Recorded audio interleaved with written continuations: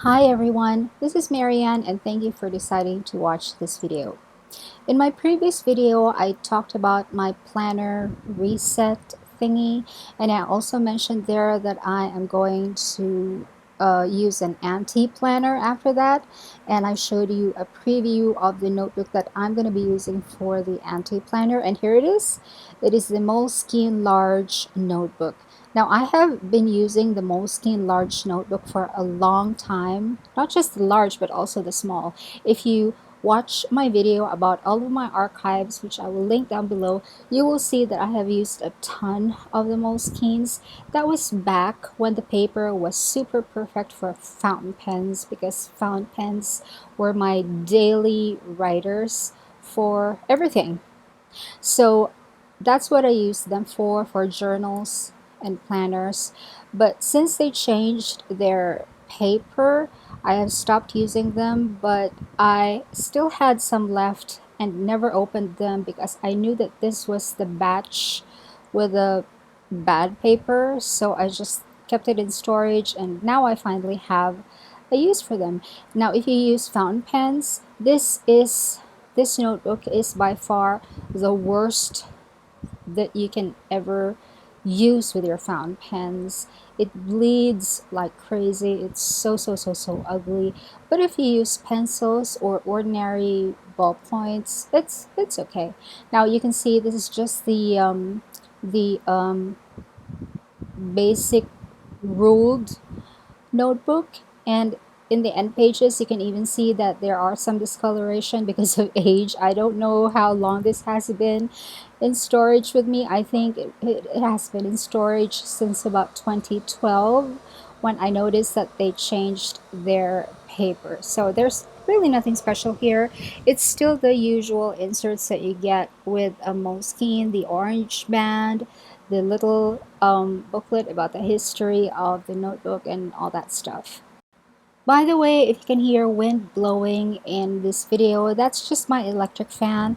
I am editing this video on a very hot afternoon, and it's almost summer in my country, so I am stuck with a fan that's set on high. Now, the reason why it took me a little while to come up with this actual video is because I wanted to use the notebook a little bit longer just to see how I like it, and so I can give you a more detailed and a more comprehensive review or something about the anti-planner. Now this is the pencil, mechanical pencil that I am using with the planner. It's the Opt 0.5 from Pilot. Now, because of my injured hand, I cannot handle super thin pens, and I also cannot handle super thick pens, but this width of a pen is just perfect for me, and it also has a rubber grip which makes everything super duper comfortable for me. And the clip has a spring, so you can actually manually clip it to anything. You can clip it to thicker pages, and because the Pilot is made in Japan, you always have a place for a lanyard. Now I don't know what this other hole is for. I'm not sure what it's for, but this top hole is definitely for a lanyard. And for the lead, I am using this Statler Mars Microcarbon 0.5 HB leads. It has 12 leads in this little packaging right here, and I like it because it's dark and it's soft, and it's, just Statler is a good brand. And then I also have this eraser pen. The brand is Maped. I've always had this pen in different colors. The entire pen is filled with an eraser, and it also comes, if you buy it, it comes with another refill. So that's the eraser that I use. Now the Pilot also has an eraser at the top, but I'm not comfortable handling small things because I'm sure I'm just gonna lose that little thing, that little cap. So I use the large eraser instead. Now finally we go to the actual notebook and the actual anti-planner. Now this is just a list of the urgent things that I need to do, and when I'm walking around I just take that out and that's what I hold while walking around. And that is a copy of my business card. And the Moleskine also always has this annoying little page or sheet that is attached in a very awkward manner, so I usually don't do that and skip to the next sheets instead. Now I have been using this since December of 17, as I hope you can see here. To-do list as of 17 December 2019, and I'm filming this video on March 3 and I'm editing it on March 11. Sorry for the delay. Now this is really just a to-do list, a very basic to-do list. I just list down everything that I had to do, and then when I've done them I put a check mark, and then if it is no longer needed I put an X. And then very basic things, and then it's continued on the next page. So if there are things that I have to do on a certain day, I put the date on there, but for the other things which are not date specific, I just write them there and then just do what I can when I can. It's a very liberating way to do things. And then on this next sheet here, which I have covered up, it's about my finances. And once I was done with that first to-do list, I have migrated the rest of the things that I haven't done into this new spread, another set of to-do lists with the old ones that have been undone here and the new things that I have to do. Now this is why I call it the anti-planner. All of the pages in this notebook are not dated, and there are really no dates to everything. Once I have migrated a list, I just mark it as migrated so that I'll know that that list isn't current anymore. So I have to look for the page where it's current.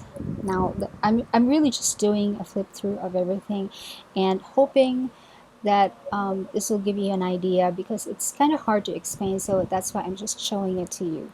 Now I also use this as a journal, that's why I have covered it up. This is a journal entry, and then on the next spread I have a list of books that I need or I want to purchase, either as a physical book or as a Kindle book, and I have put a post-it on here to make it easier for me to turn to that page. And on the facing page is a list of things that I want to purchase when I have more moolah. And over here is another to-do list that has been migrated from the previous one. So I hope you can start to see how this works. Like, there are no assigned pages for anything.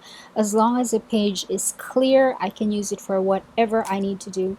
Now, if you see these numbers here, right at the end of each line, this refers to the number of times that I have migrated that item from to-do list to to-do list to to-do list. So, and then randomly we have another journal entry, and then here is a list of the things that I want to do for my YouTube channel. Basically a list of the videos that I am planning to do, I have lined up. So here are the things that you can expect from me in the next several weeks. Some of them have already been filmed, so I put an F before it. Like right now I am filming my anti-planner video, and then when I have already edited and uploaded that video, I put a check mark in front of the line. So that's basically it. Very simple, just another to-do list but in a different category. And here on the next page is a shorter list of the videos that I have to do for Jawaid's YouTube channel. I don't have to do much because he also does his own videos. And on the facing page is a list of my medications. I can show that to you. There's nothing private about that. Now, on the next page is a list of stories and ideas that I have for a book that I'm coming up with. It's a collection of absurdist short stories, two of which have already been finished. So, from time to time, I write a story. This will be maybe my fourth or fifth book. And then I have covered up a journal entry on the facing page. And the journal entry continued on to the next spread. And on the next spread, I actually have this list. Things that I want to buy when I have more moolah, because I don't have much right now. Um, so I have to cover that up because I don't want to, jump the gun. And then here I actually have a list of things that I would like to journal about. Now, this list came from a list that I found in my old pink Audrey planner. I call her Audrey, but it's a Franklin Covey compact. And on the facing page is a journal entry. And on the next spread is the current to-do list because it has the orange post-it on it. And as you can see, I have been migrating things over here multiple times. Some of them have been migrated 3 times. I haven't really been doing them because I don't really have to, like, and it doesn't stress me out at all. I mean, like, this is an anti-planner, and I only do the things that are urgent, and if I have the time and the energy for the rest, then I can do the other things on my list. Otherwise, I just don't sweat it anymore. I also have some logs on here, like for instance, I have this hair log here to track or really just to list down the things that I did to my hair for the day because I have been experiencing a lot of shedding and I don't like it. I used to braid my hair, but when I started, wearing it loose, the shedding stopped. But at that point, I have already migrated that. I've already continued or like stopped that list and continued it on another sheet because I wanted it to match the pacing of the other logs. Like here, I have a body skin log, and then on the facing page, I have a face log, which has already run through the entire page. That's why I had to migrate the entire set or continue the entire set to a different set of pages. And then I have the movies and books that I have watched and read, and most of them are with Jawide, but I also watch a lot of movies that are in relation to my thesis, and I also watch a lot of YouTube news shows that are in relation to my thesis, so I just track them on here. And then here on this spread, I have another journal entry which I have covered up. And by the way, if you see these green dots on here, this means that the page has been fully fulfilled, that I don't plan to write anything on it anymore, and I don't even have to go back to them anymore to write anything new. These are the sheets or the pages that have been, like archived but still in the notebook because the notebook itself is still being used. That's just the meaning of those green dots. And then over here we have a covered sheet that has another journal entry. And here is a new current set of logs that I have for my face, for my body skin, for my hair. And I marked the set with a pink post-it so that it will be easier to get into it on a day-to-day basis. And then here is a spot for the new to-do list. I have some items there that don't need to be done right away, that they have to be done like next month or 2 months after. So I went ahead and put them on a new spread so that they won't occupy the current one because I know I won't be getting to them anyway at that point because they're 2 or 1 month or 2 months in the future. Now on this spread, I have on the left I have my latest finances, and then another journal entry, and then the rest of this here are just journal entries which I don't have really have to show you. So I've been journaling a lot. I've been journaling about my dreams. I've been journaling about all of my fears and anxieties about my thesis. And at the back of the notebook, I have these post-its. When I have to go out for errands, I just put the most urgent things that I can do for the day on a post-it, and that is what I carry around while walking around, not the entire notebook, because it's easier that way.